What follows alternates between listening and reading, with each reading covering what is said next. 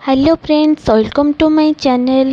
तो आज मु आपन को गोटे बढ़िया ऑथेंटिक आइटम रेसिपी आपन को शेयर करी।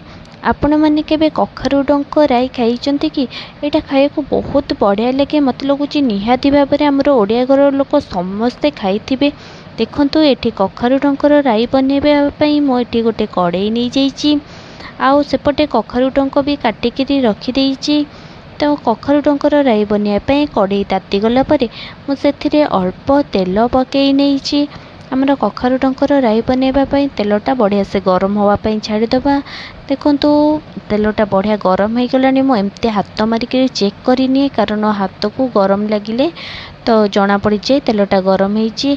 तो कखारू डंकर राई बनवाई फास्ट मुझे फुटण आउ गोटे सुखिला लंका को 2 खंड करी भांगिकी से पकई देइछि। आ फुटणटा को बढ़िया भाव में फुटियापाई छाड़ीदबा।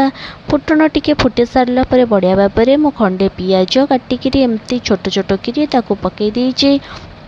तापरे लुआ खड़िकार मु एपट सेपट करनी भी लगुच लुआ खड़िकार टिके पानी थिला से तेलटा टिके छिटकिला। तो एमती ब्राउन कलर हवा जाए आम पियाज को बढ़िया भाव में भाजी नबा।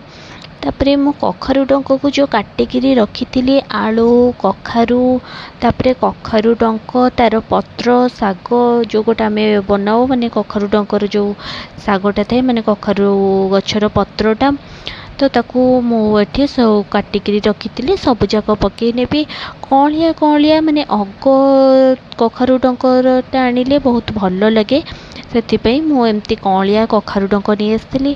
तापरे ये मु बाटण बाटिकी रखी सोरिष पियाज रसुण काटिकी रखी तापरे ताकू दे देइथिली तापरे हलदी आउ टिके लुण पकईकरी ताकू भल भाव में आमे घांटी घंटी दबा।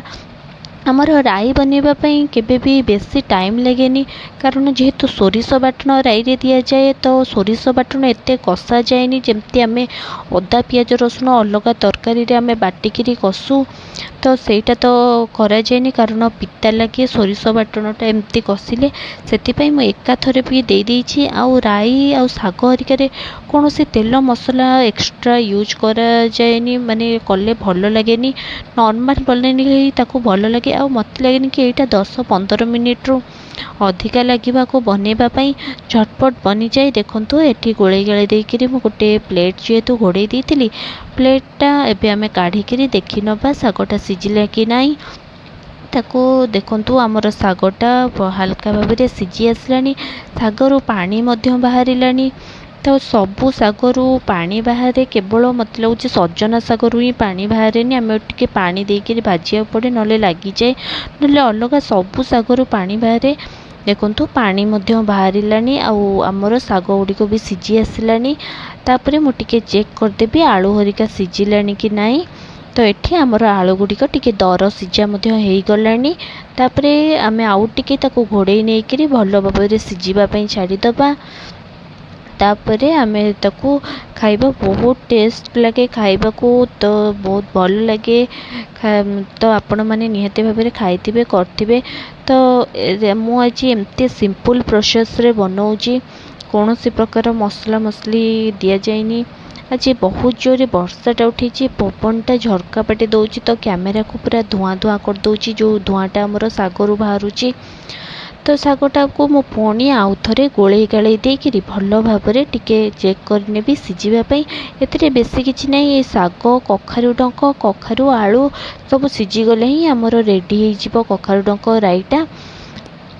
तो मुझे चेक करने भी सब सिझिले कि नहीं सब सिझीगलानी तापर टिके देखिए आमर कखारू डंकटा सिझिले कि नहीं सेटा मोस्ट इम्पोर्टेंट कारण सेटा टिके सिझापी लेट हुए। छोट छोट डंक पूरा सिझीगलानी किंतु जी मोटा मोटा अच्छे से टिके सिझिनी। तो आम ताकू आउ 10 मिनिट पाखापाखि ताकू घोड़े सिझे नेबी कारण परफेक्ट पूरा सिझीज। तापरे ताकू आउ थे मु गोटे छोट प्लेट पूरा ताकू कभर कला बागिया घोड़े नहीं। देखु आमर सागटा पूरा बढ़िया भाव में सिझिकी हो गलानी। जदि मो भिडटी आपण मानकु भल लगी ताले लाइक शेयर एंड सब्सक्राइब निहाती भाव में करेंगे। मुझे ओडिया खाइबा आपण मानकु सबु बेले शेयर करुथिबी। आजिर भिडटी एठी रखुची पुणी देखा आउ गोटे भिडियो रे। रहुची नमस्कार जय जगन्नाथ। एमिति मो भिडियो को भल पाए।